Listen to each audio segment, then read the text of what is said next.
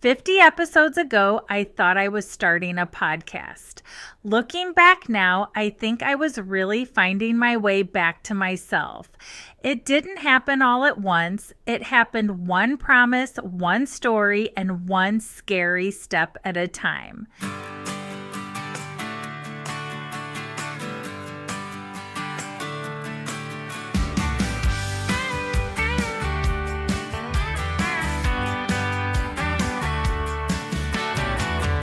Hey there, welcome to Momma Drama Trauma. I'm Jenny, and I'm so glad you're here with me today. This month, we've been talking about independence and what it really looks like to build a life you never expected to have. One thing I've learned along the way is that some of the biggest moments in our lives don't begin because we feel completely ready. They begin because something inside us whispers, "It's time," even while another part of us is still scared to death. Looking back, there have been a lot of moments like that in my life. Moments where I had no idea how things were going to turn out. I just knew I had to take the next step anyway. Now I realize every one of those moments started with a promise I made to myself. Some of them were big, most of them were small, but together they changed my life. Today, I want to tell you about a few of those promises. 7 o'clock. It was August 9th, exactly 2 years after the day I found out my husband had been having an affair. That wasn't a coincidence. I had chosen that date on purpose. It felt like a way of taking a day that had once represented one of the hardest moments of my life and letting it represent something new instead. I had spent weeks getting ready for that Saturday night. I'd bought a microphone, learned just enough about YouTube Live to convince myself I could figure it out, and told everyone that I'd be going live that Saturday night to talk about my journey. The boys were at their dad's for the weekend, and Maisie was there too. The house was completely quiet. It was just me sitting in my little office trying to convince myself that I was ready. I had my laptop open in front of me, my microphone plugged in, and my blue water bottle sitting beside me in case my throat got dry. I had a few handwritten notes scattered across my desk, and behind me was the most homemade podcast backdrop you could imagine. I didn't have a fancy sign or a decorated studio. I had printed Momma Drama and Trauma on a piece of paper, flipped it so it would read correctly on camera, and pinned it to the bulletin board behind my desk. About 5 minutes before 7, I stopped checking settings and started watching the clock on my phone. If you know me, you already know I wasn't about to go live at 7:01. I was waiting for the second hand to reach exactly 12. As soon as it did, I clicked the button and went live. The funny thing is, those first few minutes actually went really well. I was nervous, of course, but once I started talking, I settled in. I was finally telling my story out loud, and for the first time, it felt real. Then my phone buzzed. It was a text from my sister. She was watching the live and trying to help. She told me my microphone had a little static. I remember thinking, "Oh, that's an easy fix." I reached over to adjust the microphone, expecting to make things better. Instead, I somehow made them a whole lot worse. Suddenly, nobody could hear me at all. I started clicking buttons, adjusting settings, and trying to figure out what I'd done. My sister kept texting me that she still couldn't hear anything. I'd ask, "Can you hear me now?" Then I'd try something else. Nothing. I wish I could tell you I calmly knew exactly what to do, but I didn't. I was disappointed, confused, and honestly a little embarrassed because I had no idea how to fix it. I'd spent weeks getting ready for this moment, and my very first live podcast had turned into a silent video of me talking to a camera. Eventually, I realized there wasn't anything else I could do. I ended the live. I remember sitting there for just a moment, disappointed because I'd been so excited about sharing my story that night. I'd promoted the live, imagined how it would go, and pictured myself ending the evening feeling proud that I'd finally done it. Instead, I had a choice to make. I could let one bad night convince me I wasn't cut out for this, or I could keep going. So I took a deep breath, hit record, and started all over again. I spent the rest of the evening recording the episode, editing, and figuring things out one step at a time. By about 9:30 that night, what was supposed to be a live episode was finally recorded and uploaded. I laughed, went on Facebook, and admitted that the live had been a complete dumpster fire before sharing the new link anyway. Looking back, I'm glad I didn't let one bad night stop me from telling my story. Maybe I can actually do this. By the time I finally uploaded that Saturday episode, I was emotionally drained. I remember shutting down my computer, turning off the lights in my office, and standing there for just a second. The room was quiet again, just like it had been before 7 o'clock, but I wasn't the same person who had walked in there a few hours earlier. I carried my water bottle into the kitchen, filled it one more time, and slowly made my way upstairs. I took off my makeup, washed my face, put on my moisturizer, changed into my pajamas, and climbed into bed. It wasn't one of those movie moments where everything suddenly felt perfect. I was still disappointed that the live hadn't worked. I had imagined that night going so differently, but underneath the disappointment was something else: relief. I had done what I set out to do. It hadn't happened the way I planned, but it still happened. That mattered to me because I had chosen August 9th for a reason. Exactly 2 years earlier, that date represented one of the hardest mornings of my life. This time, I wanted it to represent something different. I wanted it to be the day I stopped letting one moment define the rest of my story. Before I fell asleep that night, I remember letting everything go. The stress, the disappointment, the pressure I had put on myself. It was finished, and there was nothing left to do except rest. Of course, the next morning, I did what I think any new podcaster would do. I checked YouTube, I checked Spotify, I looked at Facebook to see if anyone had commented after I shared that the live had been a complete dumpster fire. I knew my sister had been there trying to help me, and I knew Dr. Denise had been listening because she'd commented that everything had been going so well before the microphone decided it had other plans. But I really had no idea if anyone else would listen. A couple of days later, I looked at Spotify and saw that more than 50 people had listened to my episode. I just stared at the screen. I couldn't believe it.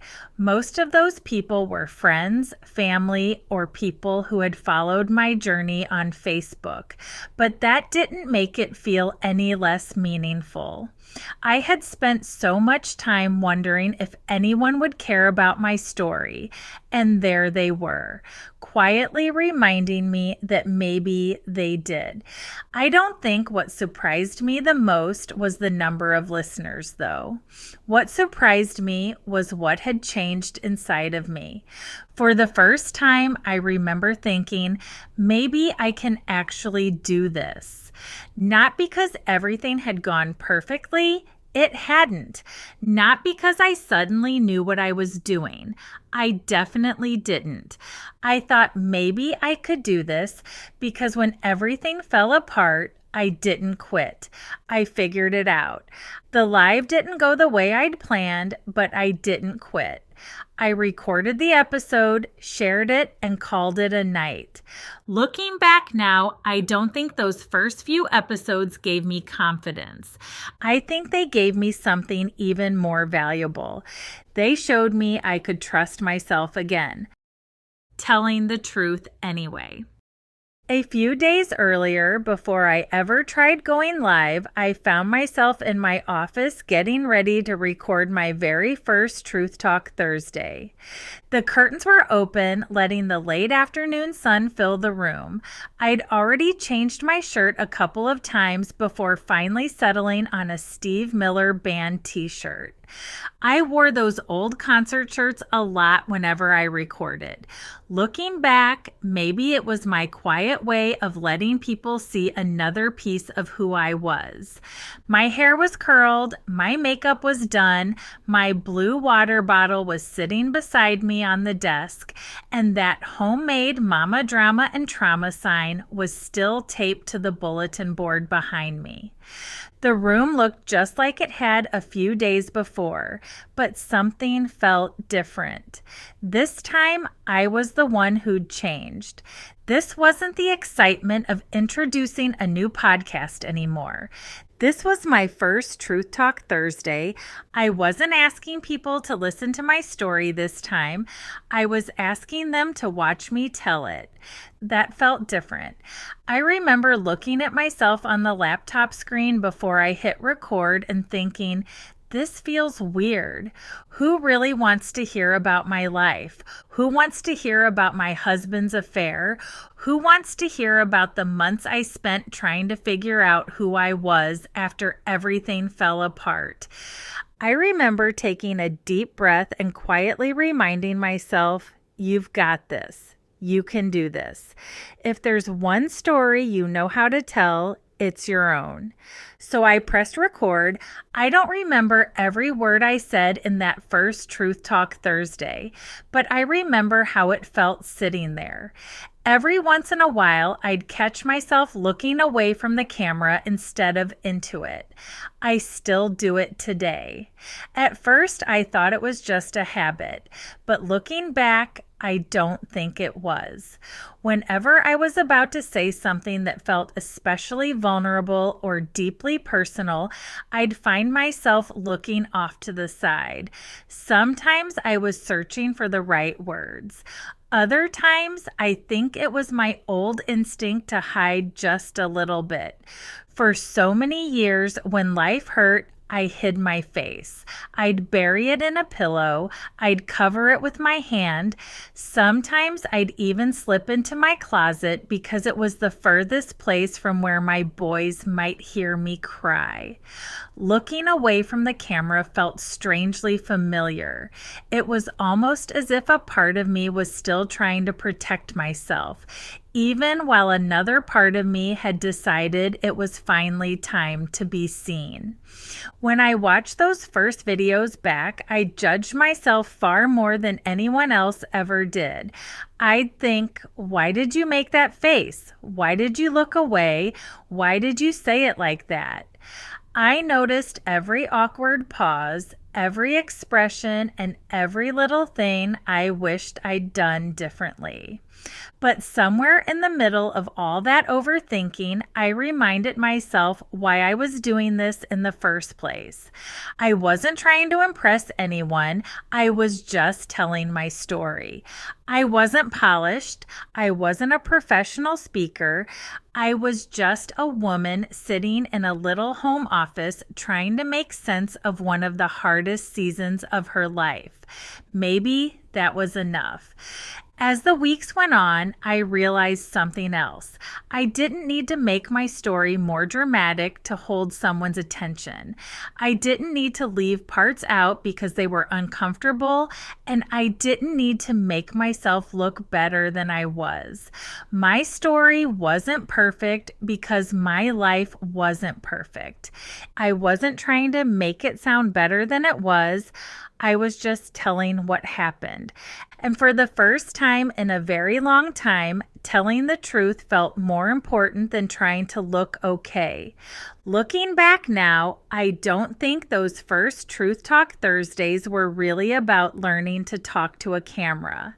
I think they were about slowly letting go of the version of myself that believed I had to hide the hardest parts of my story. I wasn't trying to become someone people admired. I was trying to become someone I recognized. Why I'm still here. These days, you'll usually find me out on my back porch. There was a time when being outside was one of my favorite places to be. We spent so much time outdoors as a family over the years. We'd sit around the fire pit on Halloween handing out candy, spend evenings on the back patio, or just enjoy being outside together. So many summer nights, we'd have driveway parties with our neighbors while all the kids ran from yard to yard, playing Ghost in the Graveyard. Those are still some of my favorite memories. Somewhere along the way, though, especially during those couple of years before the affair, I slowly stopped going out there. I withdrew into the house, and without even realizing it, I stopped spending time in one of the places that had always brought me peace. Then, during the spring and summer of 2024, something changed. I started opening the back door and walking outside again. At first, I don't even know why. I think I just needed fresh air. But little by little, that porch became one of my favorite places to be. I hung curtains across the back so I could pull them closed on those hot summer evenings when the sun was beating down. At night, I'd open them back up and let the breeze come through. I strung little lights all the way around the porch. I put candles and little plants in the middle of my high-top table. My speaker was always nearby so I could turn on a little music if I wanted to. And if the evening was cool enough, I could light the fire pit and just sit there for hours. During the day, I'd hear the cicadas. At night, it was the frogs and the crickets. Sometimes there wasn't any music at all because the sounds outside were enough. Looking back, I don't think it was really the porch that changed me. It brought something back to me. Somewhere along the way, I'd forgotten how much I loved being outside. I'd forgotten how much peace I found sitting under an open sky with nowhere to be and nothing I had to accomplish. I'd spent so many years making sure everyone else was okay that I had stopped paying attention to the person I was becoming. That porch gave me space to start listening to myself again. Sometimes I think about how different this podcast has become from what I thought it was going to be. Somewhere along the way, this stopped being just a podcast about an affair. It became a place where I could remember, reflect, and tell my stories. And somewhere in the middle of all those stories, I slowly started figuring out who I was becoming. Every story I tell helps me understand another piece of who I was, who I am, and who I'm still becoming. Every episode gives me another opportunity to look back with a little more compassion, a little more honesty, and a little more grace than I had before. I've learned more about myself in the last 3 years than I did in the previous 20. When I first started this podcast, I thought I was documenting one of the hardest seasons of my life. I never imagined it would become part of the reason I healed from it. And maybe that's why I'm still here. Not because I figured everything out, not because I have all the answers. I'm still here because I'm still growing. I'm still learning. I'm still becoming. And if one person listening realizes they aren't alone because I was willing to tell my story honestly, then every uncomfortable moment every time I questioned myself, and every scary first step was worth it. Sometimes I think that back porch gave me more than a quiet place to sit. I think it helped bring me home to the person I'd been looking for all along. Porch swing reflection. As I sit here on the porch tonight, I keep thinking about that woman sitting in her little office, staring at the clock, waiting for it to turn 7 o'clock. If you had told her that one day she'd still be here recording episode 50, I don't think she would have been surprised. She would have just hoped she hadn't given up.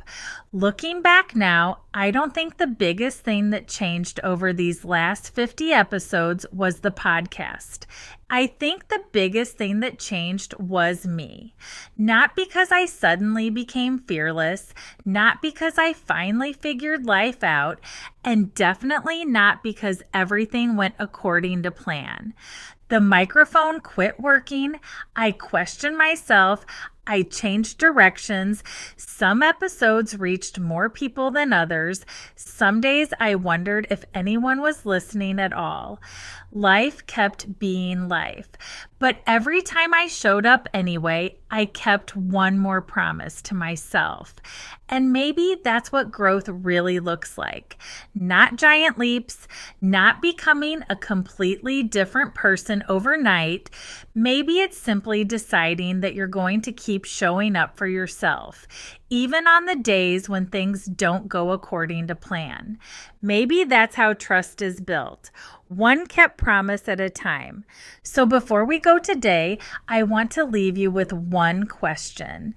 What promise have you been waiting to make to yourself? Whatever it is, I hope you keep it. You don't have to have everything figured out before you begin. You just have to be willing to take the first step and then the next one. Because one day you might look back and realize that those small promises you kept to yourself quietly changed your life. Thank you for spending a little time with me on the porch today.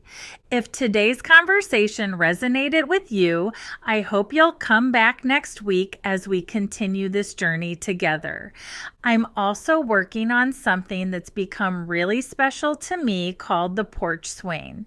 It's a place for those of us who want to slow down a little, reflect a little deeper, and continue these conversations beyond the podcast. There will be guided reflections, journal pages, bonus conversations, and other resources designed to help you spend a little more time getting to know yourself. It's not quite ready yet, but it's coming soon, and I can't wait to share it with you. In the meantime, if you'd like more Momma Drama and Trauma, you can find me on Facebook, YouTube, TikTok, and Instagram, where I'm always sharing little pieces of this journey along the way. And if this episode meant something to you, I'd be so grateful if you'd subscribe, leave a review, or share it with someone who might need to hear it. You never know whose life can be changed by one honest story. As always, you are strong, you are worthy, and your story matters. Until next time, take care of you.